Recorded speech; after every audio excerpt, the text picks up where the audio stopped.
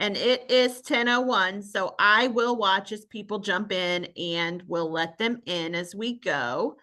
Everybody, welcome to the SameGoal version of today's meetings. Here is the agenda and what we're going to talk about today. We're going to talk about an overview of special services here at NeoNet. We're going to talk about a SameGoal focus group. We're going to talk about defects, enhancements, some product updates, some tickets that we've had. We're going to talk about progress reports. We're going to hit on gifted. Bethany's going to talk about SPS and EMIS, which is her favorite. You can see her bullet points underneath there. We're also going to talk about where our documentation is at for SameGoal. We're going to go over some trainings and meetings that are upcoming here at NeoNet. And as always, we will end with our questions, discussions, and action items that Bethany and I have to do after this meeting. So I am going to turn this over to Bethany and she can talk for the next 20 some slides.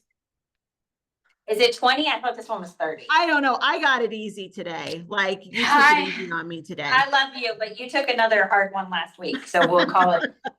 Okay. All right. We're going to talk special services and NeoNet. So those that stayed on the call before, there's a couple slides you'll see that are duplicated because it's easy for me.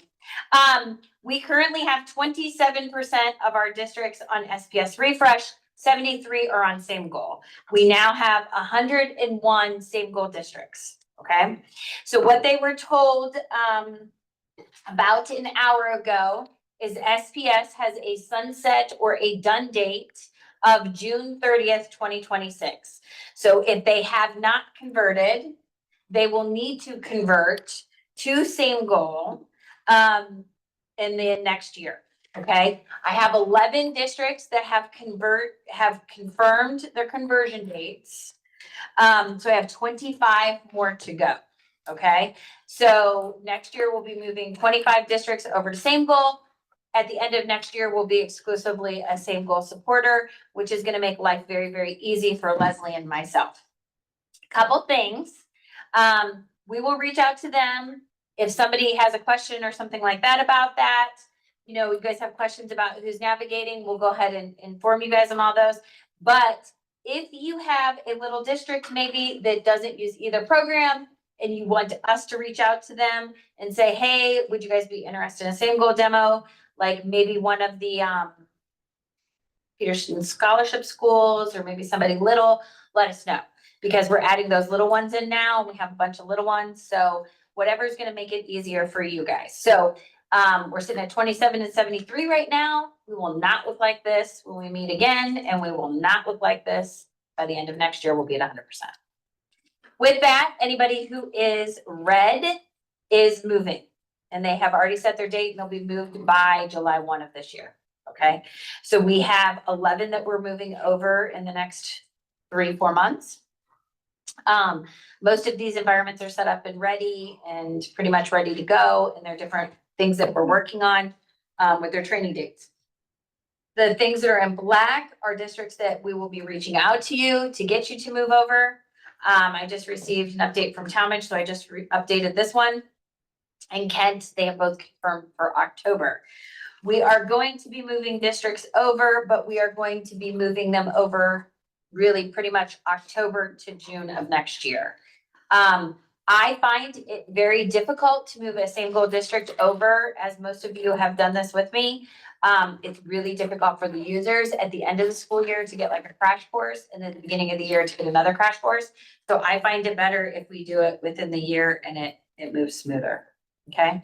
These are currently the districts that are on SameGoal at NeoNet. There's 101, but actually there is a couple more districts and those districts are here. There are 13 districts that are not supported by us, but underneath our umbrella.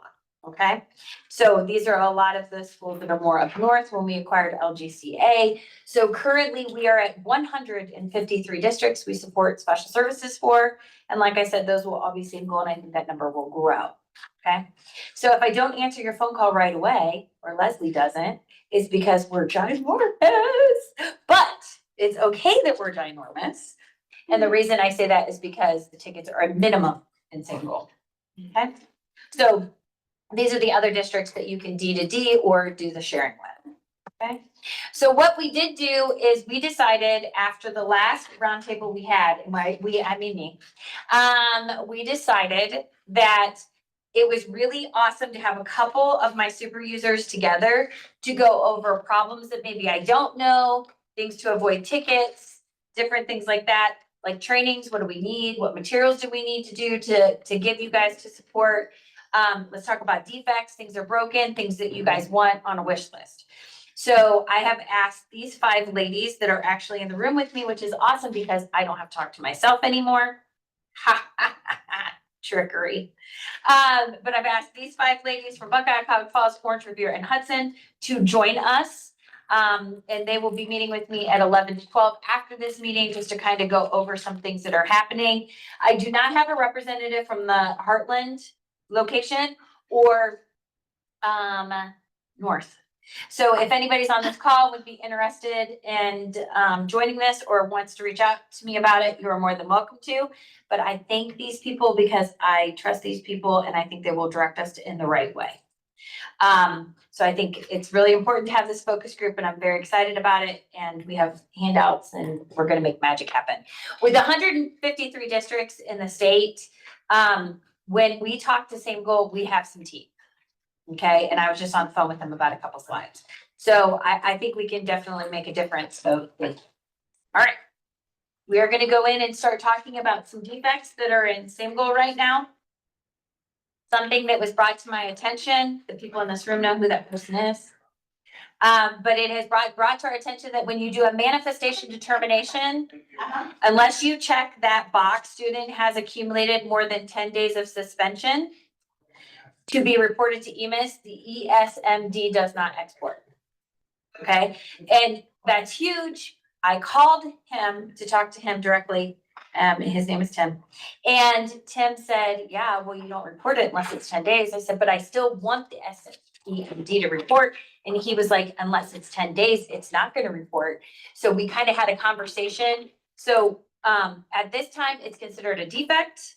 I will work with them and the focus group on if this is something I need to do a Veronica Violet and throw my foot down because I'm not afraid to do that. Okay.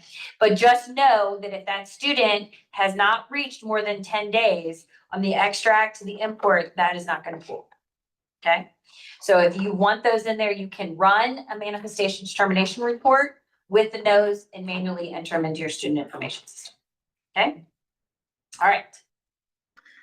Kind of want to remind you guys that if you go to the question mark, you go to help, then you go to the online guides. There's a part that says technical guide. Okay. When you click that technical guide below there, you can see system requirements. If you have a user that says my stuff is acting weird in SameGoal, it is 99.999% their computer. Okay. So it's most likely their computer. The computer. Okay, so I've had like 2 of these calls. We went in, we had them use it.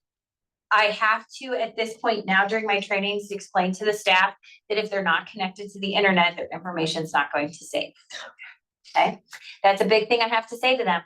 It's new. I'm like, hey guys. So when we do our training, we have to tell them that.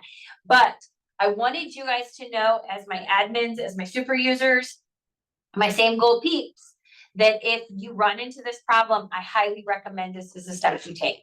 If you have this problem, you want to put in a ticket or contact Leslie or myself, email us, whatever, we will walk this through the steps with that user. Okay. But I've done this twice. It's not a big deal. And it was literally like, your network's broke. This is this. And it is an awesome feature to help with testing. Okay. All right. So this was another thing that we had a question about. And I can't remember who sent the question, but I can see it. Our staff needs access to students in other buildings for transition purposes. Okay. So we're getting to that point where we're going to start having to look at transitioning students from building A to building B. Okay. So I knew this was coming. I've known this is coming. We did some security changes at a district in the fall, and it was not good for them. And this was a huge problem for them. So I understand this problem completely. The answer was that if you're going to be transitioning students and you want people from other buildings to become the owners or see that, for transitioning purposes, we need to adjust their security. Okay. So what does that mean is if you have staff that are going to need access to a specific building below them. So if you have a middle school staff member that needs to access an elementary that's going to be coming up, we need to adjust their buildings. Okay. I called SameGoal and told them I have a huge problem with this. Okay. Because this is a waste of all of our time. This is not efficient. And they were like, well, you know, we keep them in the silo. That was the word to use, silo. And I said, I understand keeping them in a silo of this is their building. But if you're doing that and we have to adjust their security, it really doesn't matter. So we kind of had some conversations about it. There are the situations where maybe we need to create an intervention role, middle school, this school, and change those roles. So if this is something you're interested in having a discussion about, I am happy to discuss this with you. If I need to take some time and work on your security with you, I am happy to do that. I think those that moved from SPS refresh to the new, we just kind of did the same thing we did in an SPS refresh with district access. Well, here, not only is it by district, it's by building. So we might need to tweak those roles. Just a real quick question. For when it's by building, is there ever an option that it's by student? Okay, no, because they do it by form. If we lock it down by students, it takes you back to where you were with refresh, which you would have to open everybody up and then assign students, which we really don't want to do. We want to keep that ownership. So the admin can't ask that one student be shared No, with, okay. nope, it's just not, and I had that conversation with him and said to him, this is a thing. So I almost feel like if this is a big thing for you, then maybe what we need to do is look at, and I'll talk with the focus group, this is on my list of things, but I almost feel like we need an intervention specialist middle school and maybe make it intervention middle, you know, and break those roles out even more, which are really easy to do. Okay. But doing that is something, if we do it now and they're starting to do that transition, we can do that. Or if we wait until the fall, we might have a couple missteps. But this is just, I think this is just a growing pain of moving over. Now, what I will tell you is, there is a report where you can go into systems and then under user and you can pull it up and see where everybody has, okay? Which is very nice. We can clean shop pretty easily with that report. What is still a problem is what I talked to them about, which we will discuss at the spring roundtable. And I don't want anybody on this call panicking because I really think they understand and heard what I said. The problem comes is you have an owner of a document now, okay? And that student is going to move to another building. If that staff doesn't have permission to transfer to the other building, okay? They don't have transfer rights to send to that staff, this becomes a problem. Okay. So if the student is in 8th grade and will be transitioning to the high school, that student is still in 8th grade. In July, if that ownership hasn't transferred by the time the student moves to the high school, then that staff at the middle school will not be able to transfer ownership because they don't have rights to that building. So they got to do it before the school. So yes, Alright. but I explained to Tim on the phone that this was a huge issue. And this is a huge issue at one specific district that's huge. And he said, well, I don't and I said, because we as admins don't know which teachers are going to have what kids in June. And I explained that to him. I said, I think you need to understand as admins, we finish out the year, stop the bleeding, take a vacation week, right? Then we have our July, where that's when we set up who's our case managers, what kids are going, who's teaching what. I said, so those kids have already transitioned before this happens. So they are fully aware of this. So by the spring roundtable, I will have more information on the suggestion of doing this. I like, as an admin, we can move ownership around, no problem. Okay, so we can search a group of kids, we can pull them up, check, go up to owner, switch, move it to the owner. Okay. There are some districts that don't want you guys doing that. They want the staff to do it. So we need to come up with both options of instructions, which I will share at the spring roundtable. Okay. Does anybody have any questions, comments, peanut galleries about that? That was a big slide. Like that was like a big slide. So I will talk about that with focus group. We'll talk about options. We'll talk to Tim from SameGoal, who's on this ticket right now, and he understands, and I explained to him why. And then we'll come up with a plan for you guys to implement with your users and say, you can do option A or option B. Maybe we'll have a C, but this is how we're going to move our kids. Okay. And we'll discuss that at the next roundtable. So preschool, will those just automatically move up when they register for kindergarten? Automatically move up. It has nothing to do with them moving up. It's who's the owner of the document. So when they transfer, and your situation is different because you're the ESC. That's why I sent you that email and said, I think we need to start writing your stuff in your system. Right. Then they will just. That's what I mean, they just transfer. That's what I thought. Okay. Yep, that's why I want to do that. Right. That's why, yeah. Thank you. Yep, you're welcome. Okay. So the next slide is going to be our terms of service agreement. This has happened in several districts. I just want to make sure that you guys understand this because I think this is still happening. With 101 districts, I'm positive this is still happening somewhere. I'm not sure where. So Senate Bill 29 passed, and it was this whole thing about sharing school data. Okay. So when this whole thing came about, SameGoal, of course, Johnny on it, they were the first ones to do this.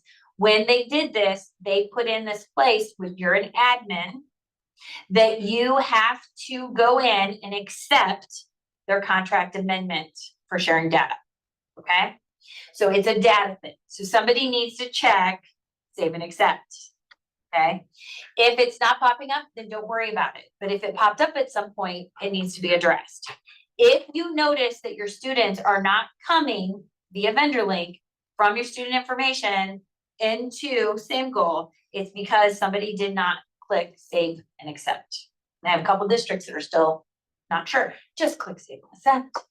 Okay. Per kid or once for the district? Once for the district. Yep. You have to have that admin role and it has to be special. So there were a couple of them that were there.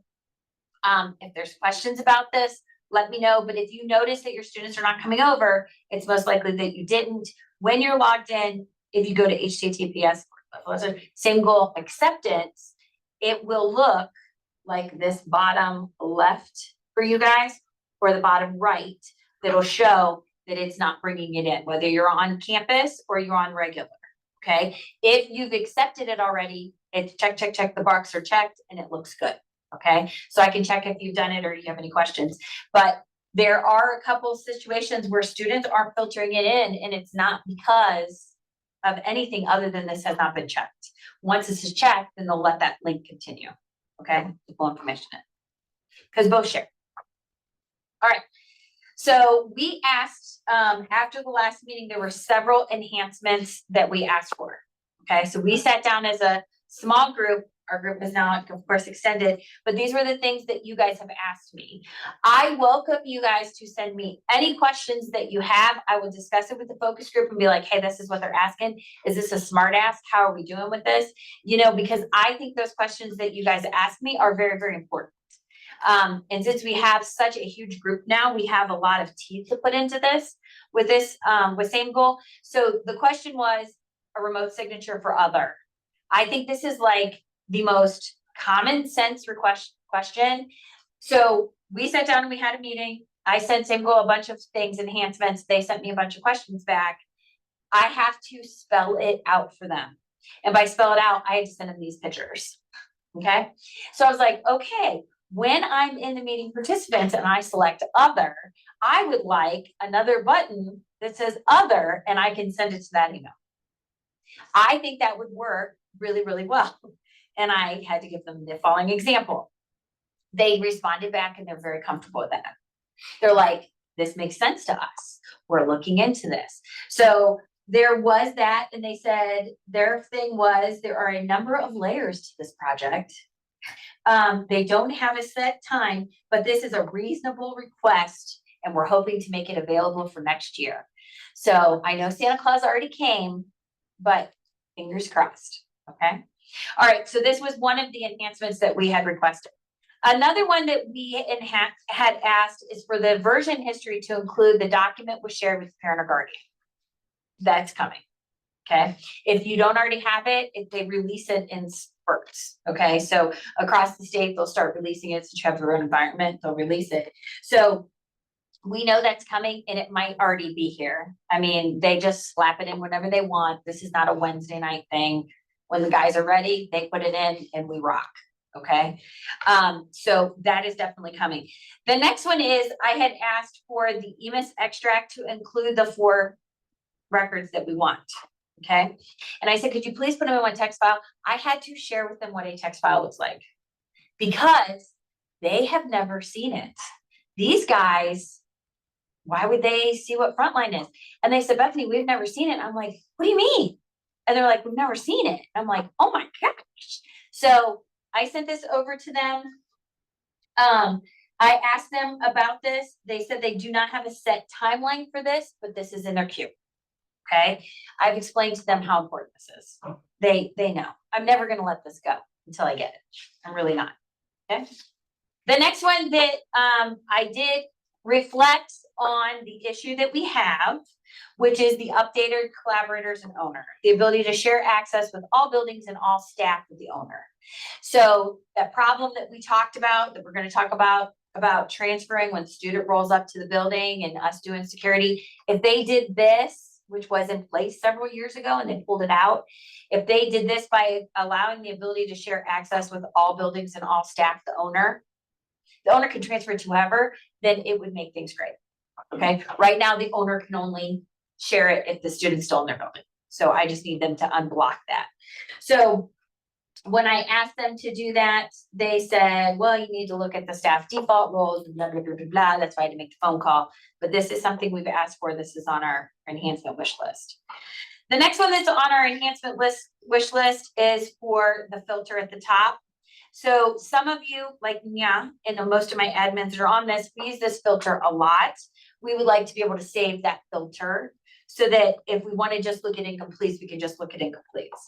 And that was something that I saved. They responded back with, this is a good suggestion. So I was like, yeah, okay. So, but like I said, I wanted to take the images I had to send to them so that they could see exactly what I was talking about. I asked initially just on the all tab for this to work. So I think that, you know, going this one, and this screen, and this screen, this might be a little much for them. So I was like, if you could just, if you click on all, we could just have a save there, that would be amazing. I think it's like if you give a mouse a cookie. So I gave them a little scrap, and this is what I'm hoping we're gonna have. So these are enhancements that we asked for. They didn't get all mad at me, so that was kind of nice. Okay. The next is to filter by deadlines.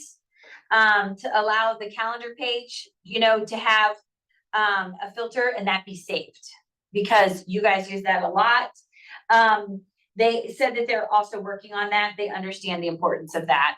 And you know, maybe we'll get it there. I really kind of am hoping it's more on the all, not necessarily the calendar, but if they give it to us once, I think we'll be good. Okay. The ability to add an optional form. This can be a form from the district. So in the settings, form settings, I've asked if that can have an optional form. At this point, SameGoal does not let any forms come in unless they're on the OD's website. Their concern is the workflow. So like if you add an optional form, it's not going to show on the deadlines, things like that. They don't have any of those forms that don't work yet. So they're worried about that, but they understand the need for like the hearing and vision templates.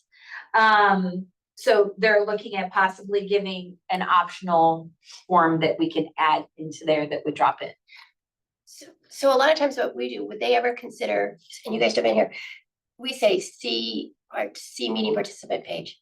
Sure. I mean, that's what, I mean. Yeah, I mean, you just I think there's workarounds. Yeah, I think there's workarounds with banks for sure. But the reality of it is that, the hearing and vision screening templates, even though ODE had them and then took them away, you know, are still ones that our sites need. And I think we need to have those I was talking about the part you said about initials. Yeah. So, I mean, I think it's a big thing that we definitely want, you know? So they're, like I said, they're worried about some timelines and some things about that. So the next one we asked was for multiple initials for staff amendment. I'm so sorry. Nope, you're okay. Sorry. And they have it, it is a ticket number, I expect it soon.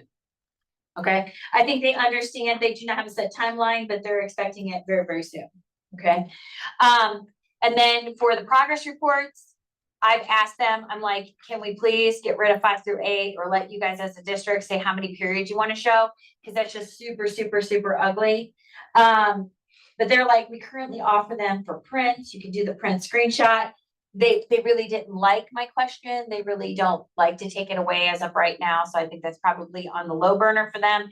But I think that, you know, we'll just keep on adding this on our wish list. So my thought is, now that we have districts and we're really navigating this program, or we're really working in here, is to start being like, hey, these are our top wish lists. And that's what I hope to do with this focus group, is be like, hey, these are, move that up, and we'll kind of control our own things that we want.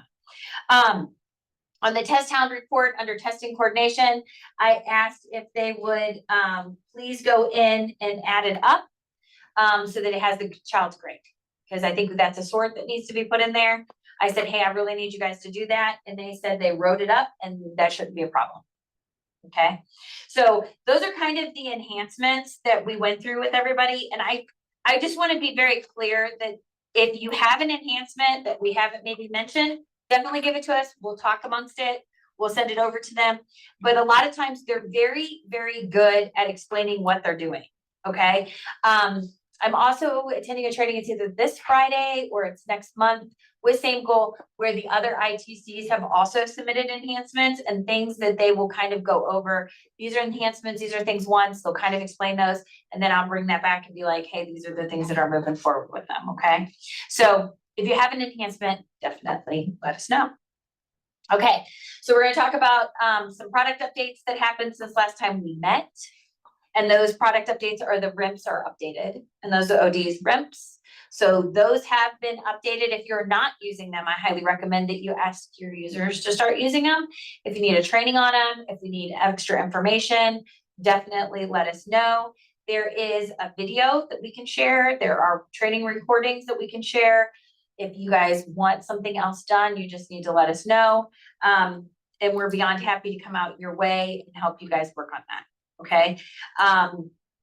The existing RIMPs details report is still available if you were using it before. There's new reports that are going to be in there. It's just, it basically, RIMPs got a Red Bull.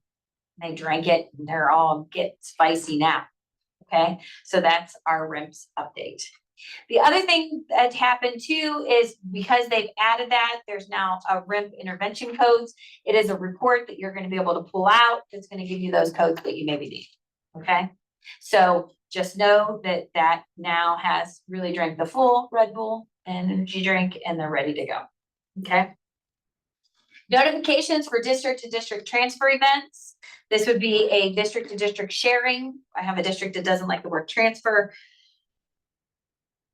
I mean, I could change the name of it. I'm good with that. But if you're going to do a district to district transfer, now when you receive that, you're going to receive that notification in the top. Okay. The other thing that I want to make sure that everybody here is aware of is that if you want to, with those notifications, your users can go up to the top right hand corner to the bell, hit the gear on the bell, and they can have it go to their email also. So one is the bell, one is the notification, the notification's on or off, the bell, and then of course, if they would like it to go to their email also.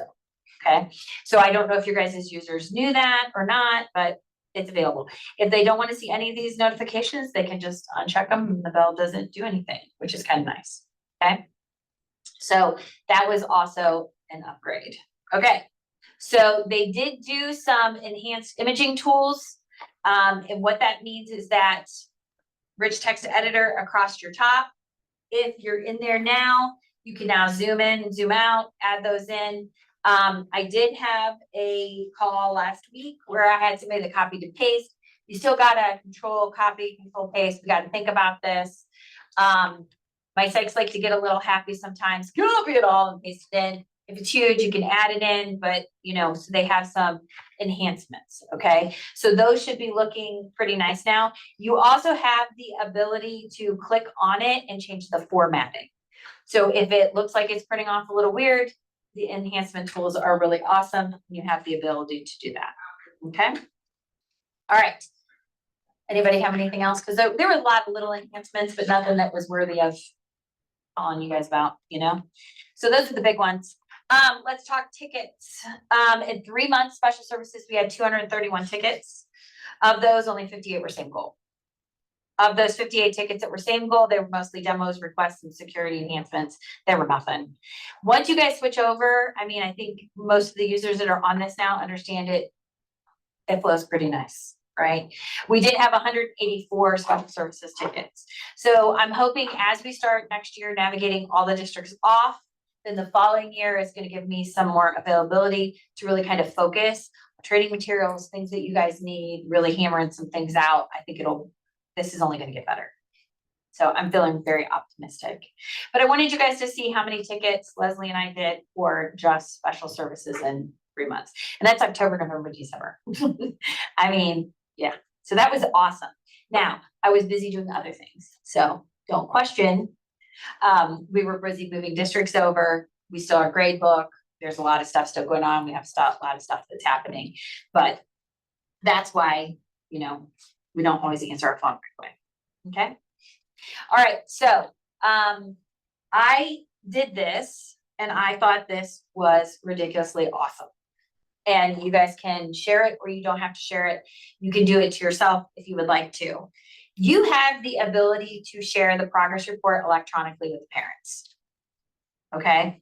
This is something I think in SPS I could have only dreamed about because this would make life so much easier just to share the progress report. Okay.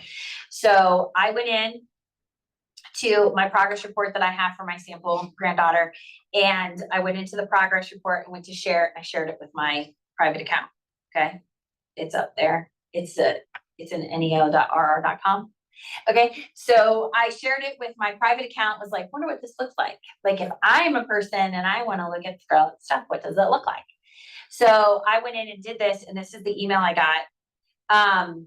And it was pretty cool because I got the email with the progress report, and you got to remember, as long as the progress report is open, the link is available, right? So if you share it once, it's shared, right? Until you complete the document. So I said, oh, this is pretty sweet. So then I clicked on the link and it said it wanted me to confirm that I was parent or guardian. Yeah. And when I did, it just opened it up. I couldn't write on it, but I could see it and it's right there. I don't know how you guys feel about this, but this might be an option to save on some paper. You know, maybe you want to do both for a little while. Maybe you want to move to this. I think it's one of those things that if you created your first progress report and you shared it, that link doesn't go away. So you don't have to share it every quarter, but it's definitely something that's available. Okay. So in my mind, just thinking, I wanted to make sure you guys knew about it. I thought it was one of the sweetest things ever. But do you guys, if somebody decides to start using it, let me know how it works, whether you're happy with it or not, but paperless is nice. Okay. Let's talk about gifted items. Is everybody okay? Does anybody have any questions? Because I don't even know if I'm halfway. I don't even think I'm halfway. Maybe I am. I am. Okay. So let's talk about gifted. So they installed an update and all of a sudden this GG record starts showing up. The problem is none of the student information systems are ready for this GG record. Okay. So if you have a student's gifted profile, if it is one of those things where you have a gifted profile put in place and your gifted is in here, you now have this GG record in your state reporting that you can actually pull out. It's beautiful. Okay. The problem is when they get the student information system ready, we can then import that. So we have submitted a ticket to Frontline and said, hey, I need this record to be imported. So they are fully aware of it and there is a ticket for them to do that. Once it happens, we're going to be able to do that. So the thing is, if your gifted department is not using SameGoal yet, this is a great reason why they should. Because once that gifted profile is created, you have your meats and potatoes that you need to start adding in the gifted information into your student for reporting. okay? Now, I put on the slide the attachment to the EMIS manual that talks about the gifted and what gifted codes are there, okay? Because it's gonna pull out these gifted codes that need to be installed. And the nice thing about that is you guys have those codes, everything's available, but when you pull out that report and you go to do the extract, the GQ, these gifted codes are showing up. So if you haven't done this yet, you haven't seen this, but if you do the extract of the GQ record, you're going to get all the files were updated except for these few. The ones that show the few are the ones because you're using the gifted program. Okay, so it's actually starting to pull out those gifted records. So at this time it doesn't, but if you see this, you just ignore it. Okay, but you'll see program code is not supported by the student information import. That's totally fine. Okay, so I don't know if you guys have seen that yet or not, but if your gifted person starts working, you're gonna see it. It's these 215 membership codes. They get pulled, and the 220 membership codes for the special ed import, but the 205s are your gifted codes. Okay, 205 and 206 gifted codes. Okay, but what I like about it is you actually can see these reports too if you want to see what it would have done. So that just makes NA gifted so much better. So I know from that side that they have two screens that they have to put information in, multiple information. So to be able to pull it out is awesome because we haven't really been able to pull it out. My question was always, how do you guys know what you're doing? And they would have gifted department has spreadsheet on top of spreadsheet on top of spreadsheet to manage this, where now it can be manageable in here for you again. Okay. Does anybody have any questions about that? Okay, so that's gifted to frontline. Campus does not work the same way. So those users are on campus, it does not. They would need to enter that in, I believe. So, okay. All right, so now we're gonna shift gears and we're gonna talk about EMIS. Does anybody have any questions before we get moving forward? Yeah, we're good. I guess we're fantastic. Okay. EMIS and SPS. So we are at that time of the year where we're going to start working on our FTE or full-time equivalent. And what that means is all of your special ed students get state funding, whether they get it from the beginning of the year to the end of the year, and that's funding for that kiddo. Okay, so we have this window that goes the full time that they're going to school there. So the two reports that we need to look at this point are the FTE detail to make sure that all of your special ed kids are included. Okay, so that you're getting all your special ed students that are there. The other is the FTE adjustment report, which is going to pull out your disability codes 05, FT 0005. This is my favorite thing ever, you guys. But it says disability, no IEP. So if you have a new enrollment that's coming in and you don't have an IEP in place, so you have a disability, no IEP, you do not get funding for that student until the IEP is put in place. So because of that, it's a very complex thing where you can look at this FTE. I have seen FTE reports where they are minus funding of 30 students, which is crazy. So that's just like take a whole classroom and act like they don't exist. My life goal is to not leave any money on the table when the state comes and they drop that money, is to pull all that money. I think it's so fun. So because of that, there and the FTE full-time equivalent, I highly recommend that you reach out to your EMIS person and you say, hey, can you share your FTE detail and your FTE adjustment with me? Okay, so that we can start looking at these. I will not be so nice about this at the next roundtable. And the reason I say that is I like the year to be wrapped up by June 30th. Okay, I will have a fake day to say it's time to wrap up the year. And what I mean by that, we need to get all of our stuff closed, our FTE needs to look nice, everything needs to be done. I know that if we close by the middle of June and we've got all of our special ed stuff done, that gives the EMIS people like 2 weeks to clean their stuff up and then we're done. I want to be done with FY25 June 30th because it's done. I realize EMIS people work a little longer than that on that, but we are not doing that. Last year, I had a couple districts that contacted me in July. I was not as kind because I don't want to be doing this in July. Okay. Your lack of preparation is not my emergency. And in July, I'm doing report card changes, moving stuff over, getting training materials. I really don't take any time. So it's like I'm doing things. So with that, I just am very kindly saying FTE, let's start looking at those disability codes. We have several open labs where I am happy to work with you individually if you need to reach out to me. But you see open labs that are there. If you want to come sit down with me, I will pull the report for you and we will look at these reports. Please do not leave any money on that table. They're guaranteeing it. Okay. So we can just look at your special ed weighted funding. Okay.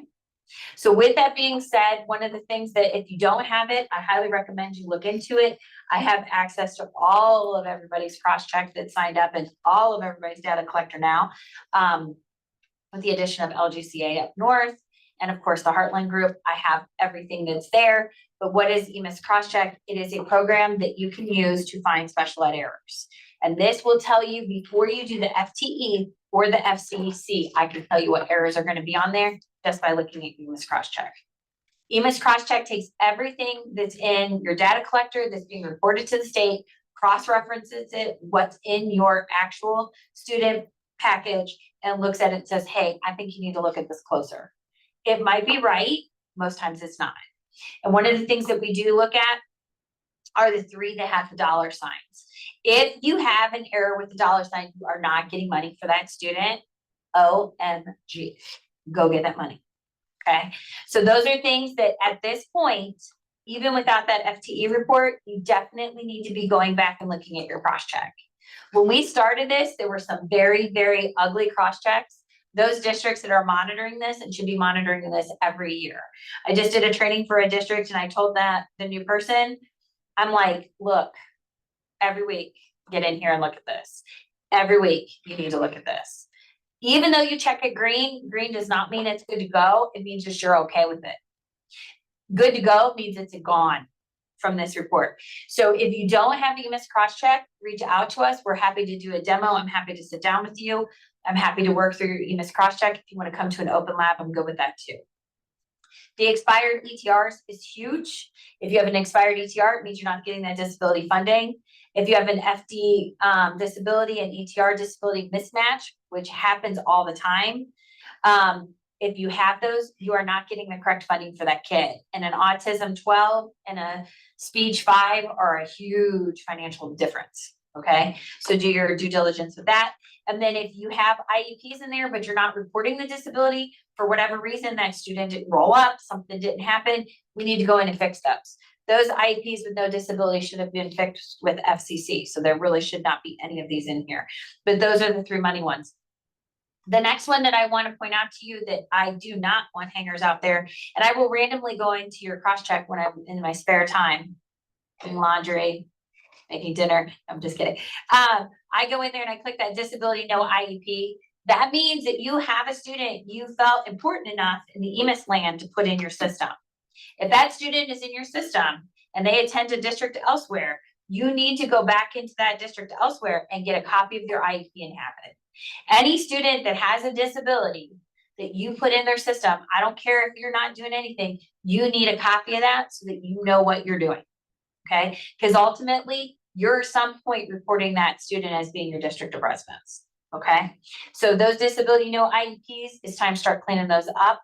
You do not want to wait till April. This is the best time. February is a glorious time to look at your cross check and to look at your FTE errors. Okay. Okay, so we did have an email come out from the state of Ohio. The EMIS group sent an email about the NIEP in this presentation. When we get done, there is a link to the YouTube video that you can watch them talk about an NIEP. The beautiful thing is it's 14 minutes long, and it was suggested for EMIS coordinators as well as other staff. But it's everything that Catherine and I have been shoving down your throats for the last 2 years. I mean, really, it's almost like we made it, but they just copied us. Okay, so I say that in the nicest way. So when they do talk about NIEPs and how they're used and what they're used for, they said, hey, everybody needs to refer to the EMIS manual.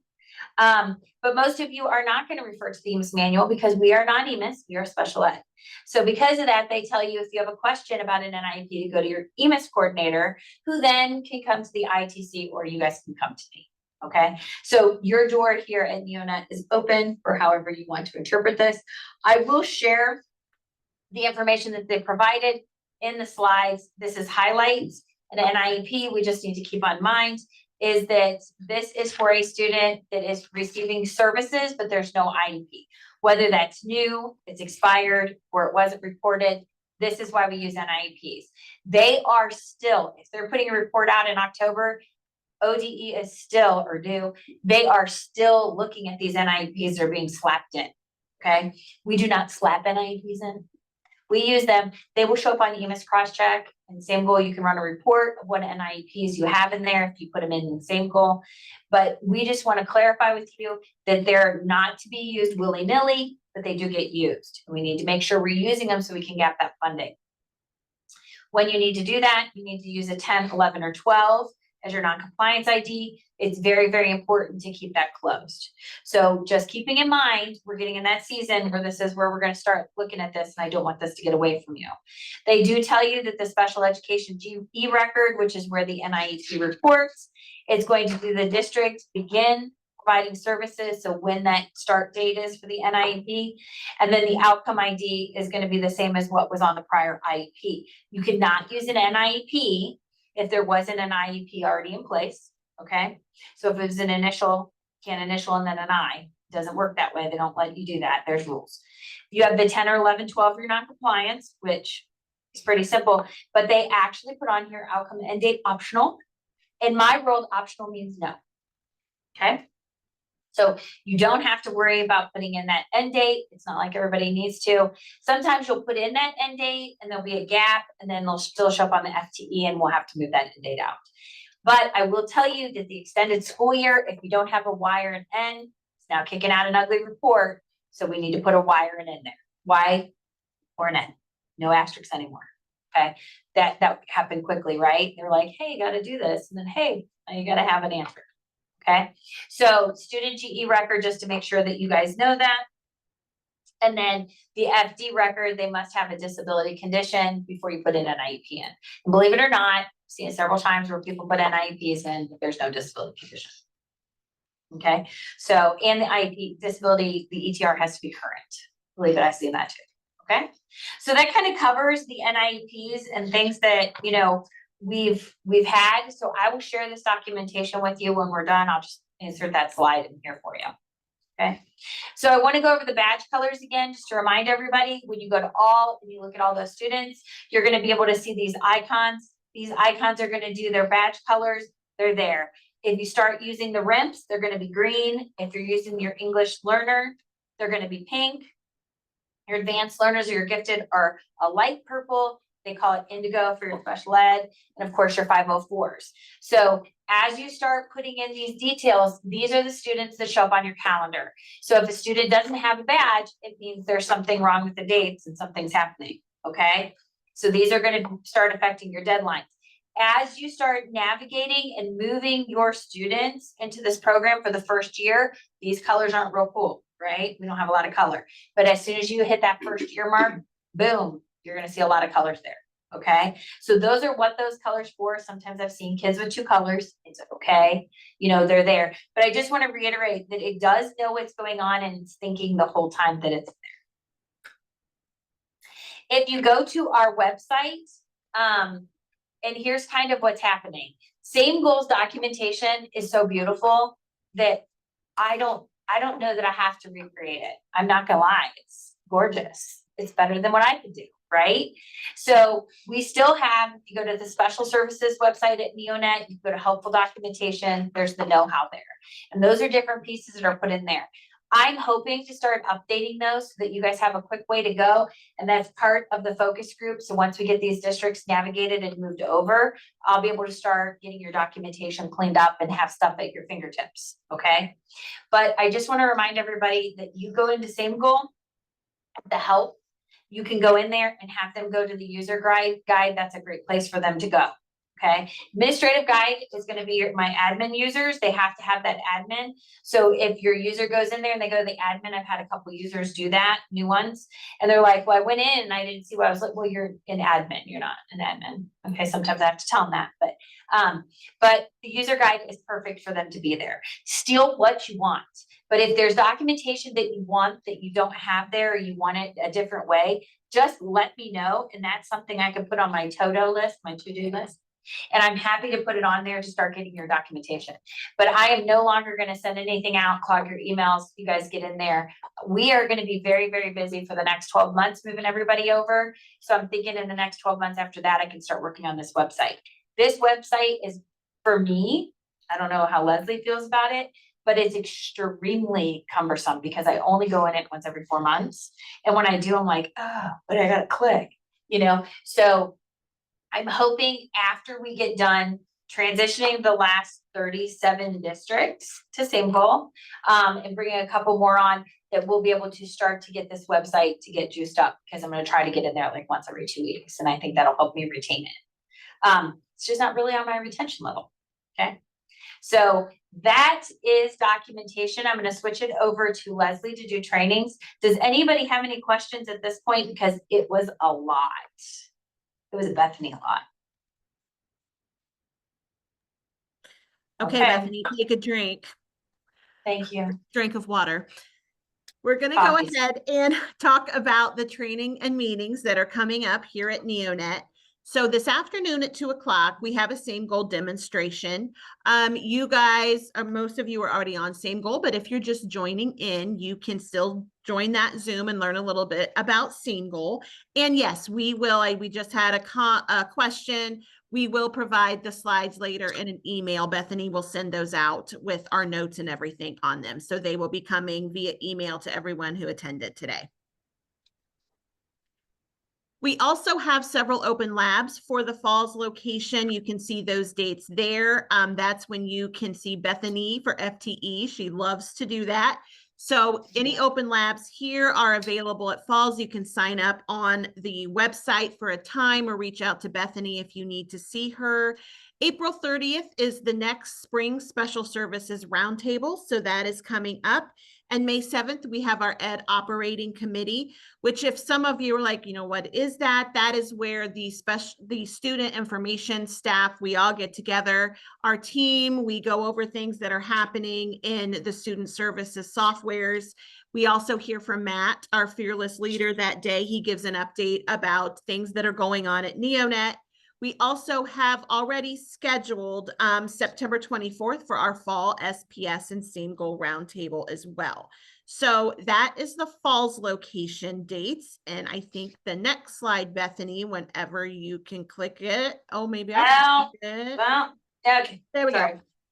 The Heartland location, you can tell with the little heart that's down here in the south with me. We also, if anybody from the Heartland location wants to attend the SameGoal demonstration this afternoon at 2 o'clock via Zoom, we can do that as well. You'll see the open labs here that we have in the Mansfield office in the Times. If you want to meet with me to talk about SameGoal, maybe to have a plan to work on any EMIS problems, FTE stuff you have going on, we can set up a time. A lot of times the EMIS open labs are also going on. So we can set up a time that your EMIS person is here as well. We can just all have a nice little meet. April 30th is the same date. We do that together. So we have the same Spring Special Services Roundtable, the same Ed Operating Committee Roundtable, and we also are all together for our Fall Roundtable on September 24th. And last, any questions or answers or anything that you need to know from Bethany or myself before we end the meeting today? We are looking at the chat, or you can unmute for any questions that you have. Hi, guys. It's Liz Rebido from Green. I do have 2 questions. Okay.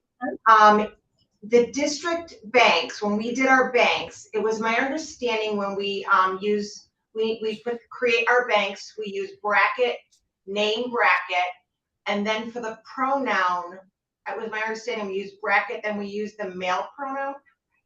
Not bracket. Just, oh, you don't use brackets? How do you get the pronouns to populate properly? That's my question. I will share the documentation with you, but I think you just put he/she and it will automatically populate, correct? Just he. Just he. And if it's a she, it will populate in. That's what I thought too, is that you only had to put he and then it just looked at the sex of the child from the student information system and should populate. Correct, so but that's name what we has, did. name has to But- be in bracket. Sometimes it But doesn't. not the pronoun. No, Okay, But that's just- where my mistake was. Okay. Okay, so I will make sure people know that. And then All my right. second question is, I'm glad that they're talking about the enhancements for that third-party signatures. But I have been in, I mean, I do all of the scholarship meetings in our district, and there are a lot of them. And I've been told by a couple districts that they've been able to be added as out-of-district users. Is that a possibility? How does that happen? How does that work? so Liz, has anybody in this room done it where you guys have created? Yeah. They created a user role and they named that user role out of district. And then they actually added that user to SameGoal that way. Okay, so. So do you would we need to do that from our end, or do create you it. have to do that? Well, I can create the role for you. You can create the role, or I can create the role for you because you'd want to lock that down to just the specific form you'd want to sign. Right, But Mary Jo's nodding her head because I knew she did this, but she goes in, adds the person in, and then takes away their rights and then adds their Right. rights back. So that's a very controlled one until we Okay. can get that other to be, but third-party signatures, that's something if you would choose to do. Giving them the option of putting them in the parent line is not gonna do it because they're not gonna be able to sign. So right. you have to do it with that third party. So if So that's we- something you wanna do, create a new role, you just need to let us know. Yes, we do. I'm looking at it. Shoot me an email. Shoot me an email and tell me Okay, what I will. you wanna do. Okay, I'll send you an email, I'll copy Joy on it and Joss, and we'll get that moving. Yep, and then, like I said, I'll send you the banks and I'll include that bank's information for everybody, but they're right. You just Okay. have to do he and it'll figure out he, she, but it's Okay. just name that has to be in that bracket. Okay, perfect. That was where my misunderstanding was. Yep, no problem. Thank you so much. You're very welcome. Anybody got anything else? It's like we're magic. It's 10:58. We're just so good. We're good. I at turned off my camera so you guys can't see me dancing. I'm gonna go ahead and stop sharing because I need to stop recording. And if